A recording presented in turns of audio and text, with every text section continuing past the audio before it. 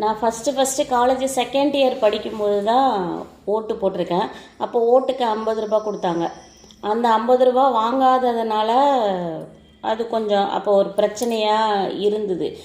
எங்கள் அம்மா கிட்ட வந்து இந்த மாதிரி என்ன உன் பொண்ணு ரொம்ப திமிராக இருக்குது, ரொம்ப அழுத்தமாக இருக்குது, பணம் கொடுத்தா வாங்க மாட்டுது அப்படின்னு சொல்லுவாங்க. அப்புறம் எம்பி எலெக்ஷனில் 100 ரூபா கொடுத்துருக்காங்க. அந்த 100 ரூபாயும் நான் வாங்கினதில்லை. அப்புறம் இன்னாருக்கு தான் ஓட்டு போடணுன்னு சொல்லுவாங்க. அதெல்லாம் நான் யார்கிட்டையும் இது வரைக்கும் நான் யாருக்கு ஓட்டு போட்டேன்னு சொன்னதும் கிடையாது. ஒரு 5-6 முறை போட்டிருப்பேன்னு நினைக்கிறேன். இன்ன வரைக்கும் நான் இன்னாருக்கு தான் ஓட்டு போட்டேன்னு யார்கிட்டையும் சொன்னதே கிடையாது. இப்போ 2026 இப்போவும் ஓட்டு போட போகிறேன்.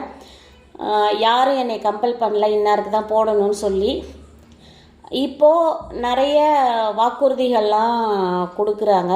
இதுக்கு முன்னாடியும் 2021 முதலமைச்சர் ஸ்டாலின் வந்தபோது யாரும் உங்ககிட்ட வந்து எங்களுக்கு 1000 ரூபாய் பணம் கொடுங்க, ஃப்ரீயாக பஸ்ஸு விடுங்கன்னு யாரும் கேட்கல. நீங்கள் தான் ஆட்சிக்கும் அதிகாரத்துக்கும் எல்லா வாக்குறுதிகளையும் கொடுக்குறீங்க. அப்புறம் அந்த ஃப்ரீ பஸ்ஸில் போகும்போது என்ன ஆகுதுன்னா ஓசி பிச்சைக்கார நாயங்கள்லாம் திட்டியிருக்காங்க. நான் அதை நேரடியாகவே நான் பார்த்துருக்கேன். ஆகஸ்ட் மந்த்து 2021 ஆகஸ்ட்டில் அப்போ தான் ஃபஸ்ட்டு இந்த ஸ்டாலின் ஆட்சி வந்தப்போ நான் அந்த பஸ்ஸில் போகிறேன். அப்போ வந்து கண்டக்டர் சொல்கிறார், பிச்சைக்கார நாய்ங்க ஓசி நாய்ங்க வந்துடுச்சு.